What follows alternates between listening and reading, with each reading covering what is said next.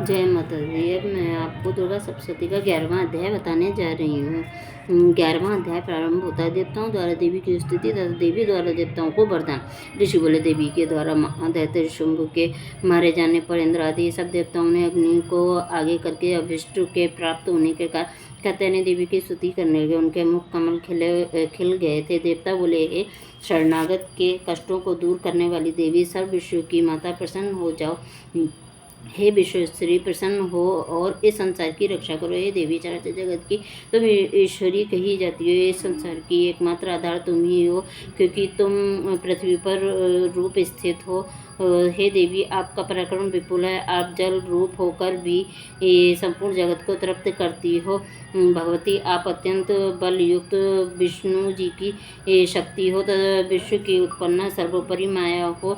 इस संपूर्ण संसार को आपने अपने मुंह में डाल रखा है। आपके प्रसन्न होने से मुक्ति की प्राप्ति होती है। हे देवी, समस्त विद्याएं आप ही की मूर्ति हैं। संसार की समस्त स्त्रियां आप ही की मूर्ति हैं। हे चंडिके, एक तुम ही हो कि संसार व्याप्त हो। तुम्हारी स्तुति किस भांति की जा सकती है? तुम तो स्तुति करने योग्य पदार्थों से परे हो। हे देवी, आप सभी में विराजमान हो, स्वर्ग व मोक्ष की दाता हो। आपकी स्तुति किन शब्दों में की जा सकती है? बुद्धि रूप से सब जीवों में स्थित हो। हे नारायणी देवी, तुम स्वर्ग और मोक्ष के की दाता हो। तुमको नमस्कार है। हे नारायणी, काला काष्ठ आदि के रूप से क्रमशः परिणाम की ओर ले जाने वाली तथा संसार उपसंहार करने में समर्थ आपको नमस्कार है। हे समस्त मंगल को देने वाली, हे शिव, हे सर्व सिद्धि प्रदान करने वाली, हे शरणागत वत्सला, हे त्रिनेत्री, हे गौरी, हे नारायणी, आपको हमारा नमस्कार है। हे सृष्टि का पालन और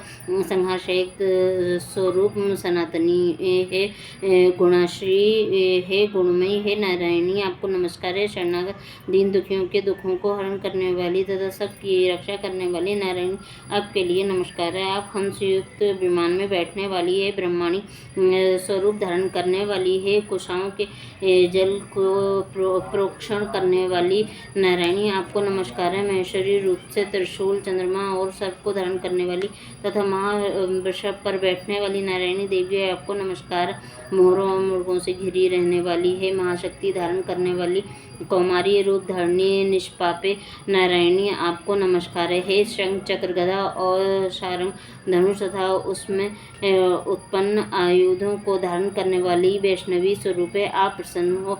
हे नारायणी, आपको नमस्कार है। हे उग्र महाचक्र धारणी, आपके दांतों पर पृथ्वी को रखे हुए 12 रूपणी, हे शिव, हे नारायणी, आपको नमस्कार है। भीषण नरसिंह स्वरूप धारण करके असुरों को मारने वाली, त्रिलोक की रक्षा के में समर्थ, हे नारायणी, आपको नमस्कार है। मस्तक पर किरीट तथा हाथों में महावज्र धारण किए, सहस्त्र नेत्रों से प्रकाशमान और वृतासुर के प्राणों को हरने वाली, हे इंद्री, हे नारायणी, आपको नमस्कार है। हे शिवदूती स्वरूप से दैत्यों की महती सेना का संहार करने वाली, हे घोर रूप महारावेद नारायणी, हम आपको नमस्कार करते हैं। दारुओं के कारण विकराल मुख वाली, मुंडमाला से शोभित मुंड असुर को मारने वाली, हे चामुंडे, हे नारायणी, आपको नमस्कार है। हे लक्ष्मी, लज्जा, महाविद्या, श्रद्धा, पुष्टि, सुधा, ध्रुवा, महारात्रि, महाविद्या रूपा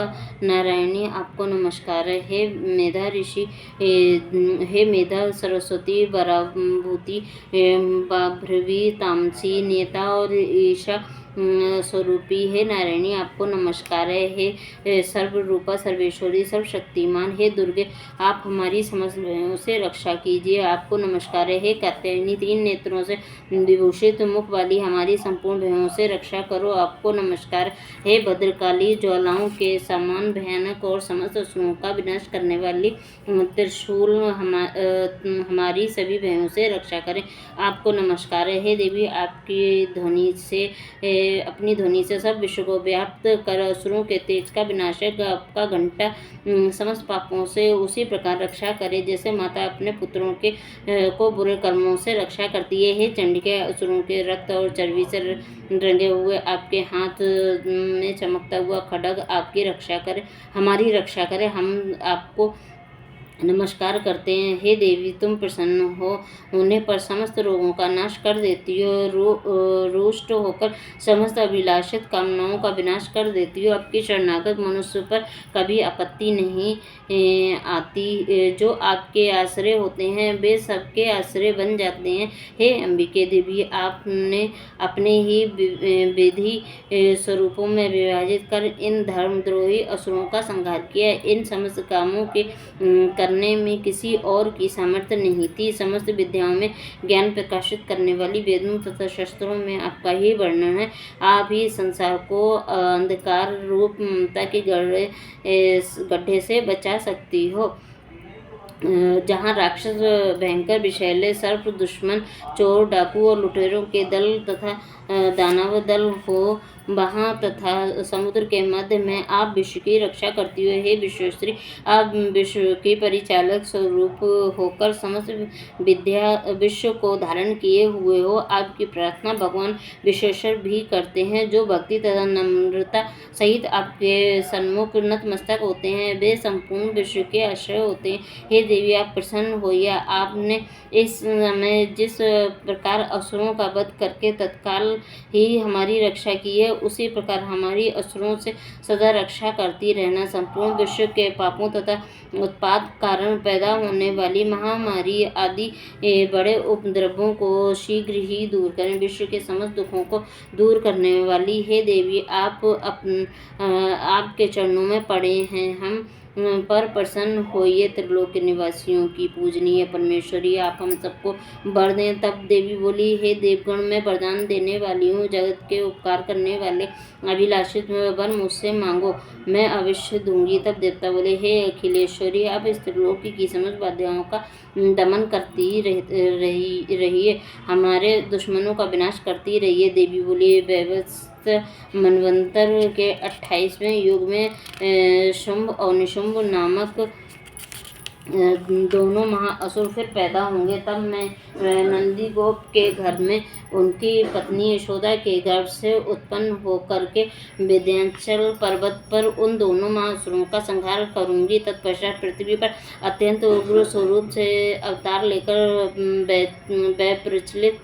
वैप्रचित नामक असुर का विनाश करूंगी। उन वैप्रचित नामक महाअसुर का भक्षण करते समय मेरे दांत अनार के फूल के समान लाल दिखेंगे। उस समय स्वर्ग से देवता और मृत्यु लोक से मैं मनुष्यगण मेरी निरंतर स्तुति करते हुए मुझे रक्तदती नाम से पुकारेंगे। फिर पृथ्वी पर 100 वर्ष तक अनावृष्टि के कारण मुनियों की प्रार्थना करने से बिना गर्भ के मैं इस पृथ्वी पर उत्पन्न होंगी। तदंतर 100 नेत्रों से मुनियों को देखूंगी। अतः मनुष्य मुझे शताक्षी नाम से ही मेरी स्तुति करेंगे। हे देवताओं, उसके बाद मैं अपने शरीर से उत्पन्न शाकों द्वारा जब तक वर्षा न होगी तब तक समस्त संसार का पालन करूंगी। इस कारण जगत में मेरा नाम शाकंभरी विख्यात होगा और उसी समय में दुर्गम नामक राक्षसों को मारूंगी, जिससे मेरा भगवती दुर्गा नाम प्रसिद्ध होगा। और फिर मैं भीम रूप धारण करके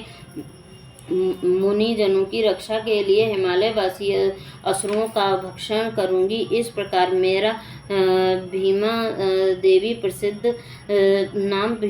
प्रसिद्ध होगा। जिस समय अरुण नामक असुर तीनों लोकों में भयंकर उपद्रव करेगा, उस समय में असंख्य भवनों का रूप बनाकर करके उस महाअसुर का वध करूंगी। तब संसार में भी मानव मेरी भ्रामरी नाम से स्तुति करेंगे। इस प्रकार जब जब विश्व में दानवों द्वारा उपद्रव उत्पन्न होंगे तब मैं अवतरित होकर असुरों का विनाश करूंगी। इति श्री मार्कंड पुराण में देवी महात्म्य में देवी स्तुति नामक 11वां अध्याय समाप्त होता है। जय दुर्गा माता, शेरोवाली माता की जय, जगत जननी जगदम्बे माता की।